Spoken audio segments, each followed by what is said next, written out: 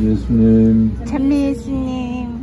네, 여러분 추운 날씨에 또 이렇게 함께 우리 세상에 오시는 예수님을 기다리며 한 마음으로 대림절 미사를 이렇게 지낼 수 있게 돼서 기쁘게 생각합니다. 기원전 8세기 오늘 우리가 첫 번째 이사야서의 배경 무대는 기원전 8세기 경입니다.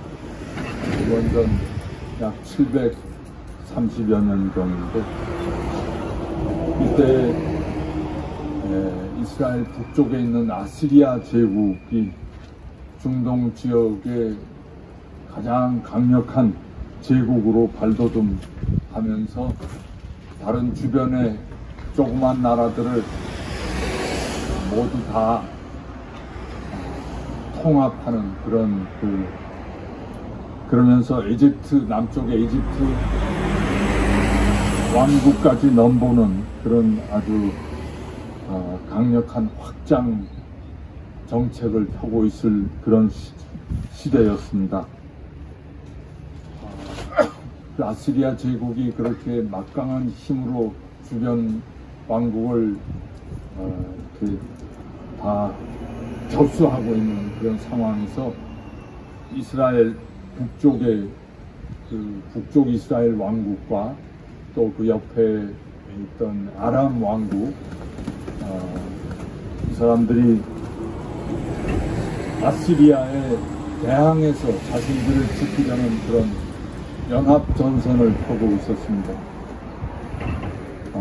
근데 그 이스라엘 남쪽의 유다 왕국, 그 유다 왕국의 임금 아하즈는 그 상황에서 과연 어느 편을 드는 것이 좋을지 몰라서 눈치를 보면서 사태를 관망하고 있었습니다.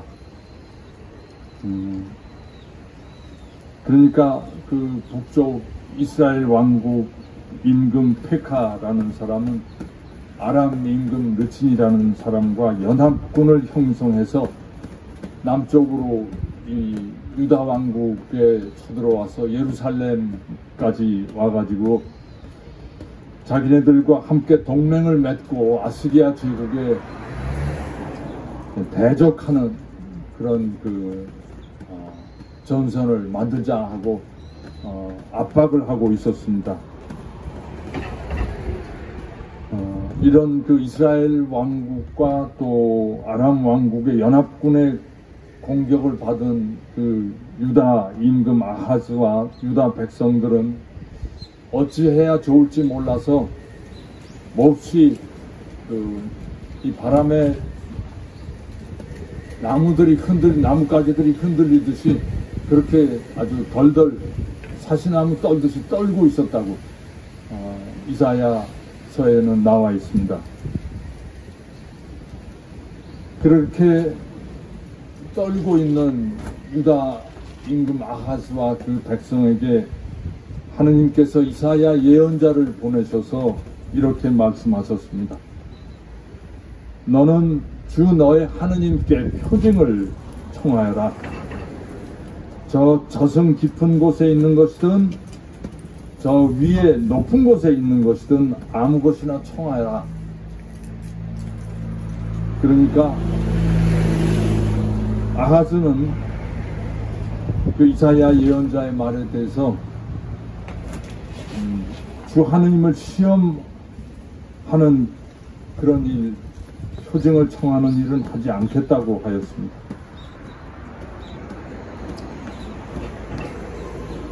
여기서 그 이사야 예언자가 말한 저 저승 깊은 곳에 있는 것이란 뭐를 암시하는가 하면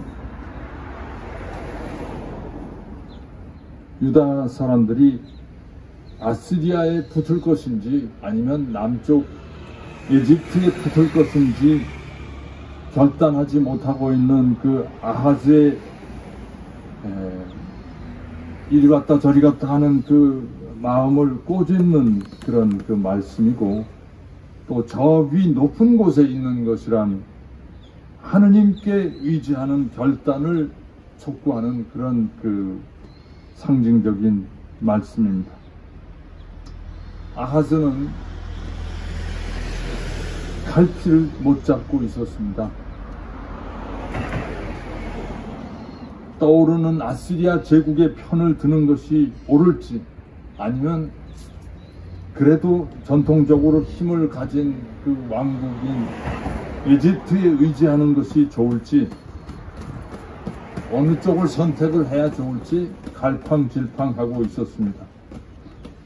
이런 유다 아하스 임금과 백성들에게 하느님께서 이사야를 통해서 주신 말씀은, 당신이 아하스가 표징을 청하지 않으면 당신이 직접 표징을 주시겠다고 하시면서 이렇게 말씀하십니다. 젊은 여인이 잉태하여 아들을 낳고 그 이름을 임마누엘이라 할 것이다.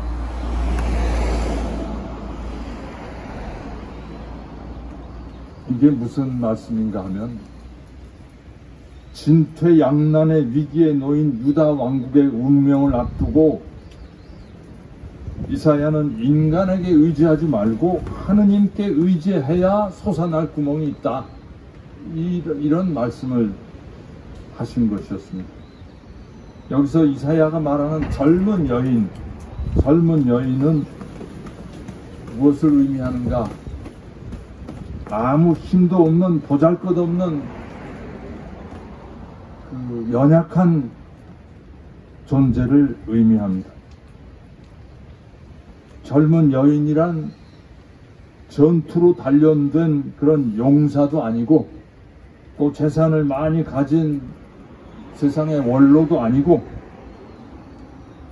아주 그냥 자기 가냘픈 몸뚱아리 하나밖에 없는 그런 여린 처녀를 가리키는 표현입니다. 그런 힘없는 안악에게서 태어난 아기는 그 어미보다도 더 무력한 존재입니다. 그러나 그렇게 무력한 존재이지만 만물을 창조하고 구원하시는 하느님이 함께 계시는 한, 그는 세상에 가장 누구보다도 강하고 힘센 존재가 될 것이니, 그분을 기다리고 그분께 희망을 구라고 이사야는 유다 사람들에게 말한 것입니다. 이 이사야 기원전 8세기의 이야기를 한편으로 들으면서 700 몇십 년 후에 예수님이 사시던 시대에 그 유다 나라도 어떤 의미로 비슷한 그런 시대적 상황에 처해 있었다고 볼 수 있습니다. 예수님 시대 유다 지도자들과 백성들도 날로 강해지는 로마 제국의 권세와 위력에 짓눌려서 힘들게 살아가는 그런 하루하루를, 희망이 없는 삶을 살고 있었습니다. 그런 상황에서 유다 나라의 어떤 사람들은 그래도 힘을 축적해서 로마 제국의 무력으로라도 대항하고 유다인의 해방과 독립을 무력으로라도 되찾으려고 시도하는 사람들이 있었습니다. 그러나 대부분의 유다 사회의 사회적 지도자들은 그런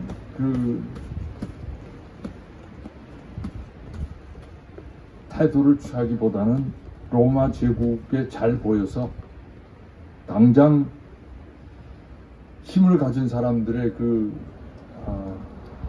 힘을 빌어서 자신들의 안위를 지키고 하루하루 그냥 무사히 지내는 것이 더 현실적이다. 그렇게 바라보고 그렇게 살고 있었습니다. 그런 때에 하느님께서 천사 가브리엘을 보내셔서 이스라엘 산골 마을에 보잘것없는 한 처녀 마리아를 찾아가게 하셨습니다. 그리고 그 마리아에게 놀라운 인사를 전하셨습니다. 은총이 가득하니여 기뻐하여라. 주님께서 너와 함께 계신다. 이 인사는 참 마리아가 듣기에 너무나도 놀라운, 알아들을 수 없는 엄청난 인사 말이었습니다. 옛날 이스라엘의 조상인 아브라함이나 모세나 엘리야 같은 그 민족적 영웅에게서나 들을 수 있는 그런 사람들에게나 하느님이 하실 수 있는 그런 말씀으로 들립니다.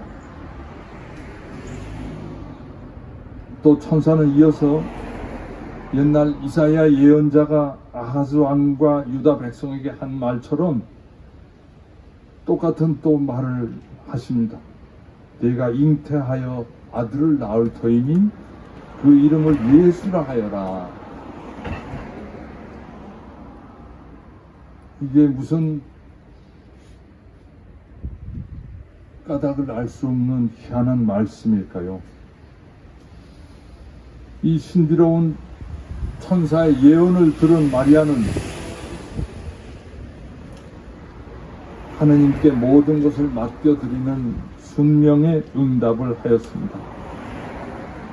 저는 주님의 종입니다.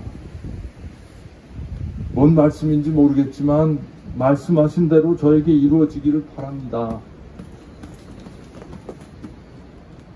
마리아는 그때 그 시대에 고달프고 희망 없이 하루하루를 힘겹게 버티며 살아가는 유다 백성 전체를 대표하여 하느님의 권능에 자신의 모든 운명과 미래를 의탁하고 맡겨드리는 절대적인 믿음과 순명의 자세로 하느님께서 주신 말씀을 받아들이는 것입니다. 이 기원전 800년 8세기의 말씀, 그 다음에 또 지금부터 2000년 전에 예수님 시대의 말씀, 하느님께서 들려주신 말씀을 들으면서 오늘 우리가 살고 있는 현실을 돌아보면 오늘 우리 백성들도 참 고달프고 내일을 알 수 없는, 내일이 안 보이는 하루하루를 불안과 초조와 긴장 속에서 살아가고 있음을 느끼게 됩니다. 세계 초강국들, 미국이나 중국은 자신들의 압도적인 군사력과 경제력을 과시하면서 서로 우리 편이 되라고 압박하고 있습니다. 이 한반도의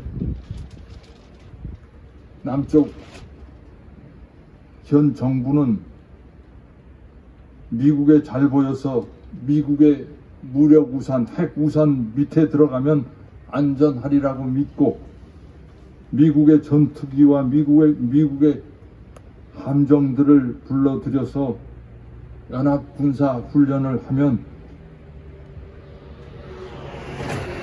내일이 안전하리라고, 평화로우리라고 착각하고 있습니다. 그런가 하면 또 어떤 이들은 우리나라는 중국 경제 영향권 하에서 중국에 물건 팔아서 먹고 살고 있으니까 너무 미국에다만 의지하다 보면 낭패를 당하게 된다. 중국 눈치도 봐야 된다. 이렇게 또 걱정하기도 합니다. 우리의 상황이 마치 그 기원전 8세기의 유다 임금 아하즈와 그 백성들처럼 갈팡질팡하고 있는 것 같습니다. 그러나 이런 때일수록 우리에게 산골 마을 처녀 마리아와 그분에게 태어날 메시아 예수 그리스도가 필요함을 우리는 절감하고 있습니다. 우리의 도움은 미국의 핵무기에서 오는 것도 아니고 중국의 경제력에서 오는 것도 아닙니다. 우리의 도움은 주님에게서만 옵니다. 우리 백성이, 우리 지도자들이 이 사실을 깨닫고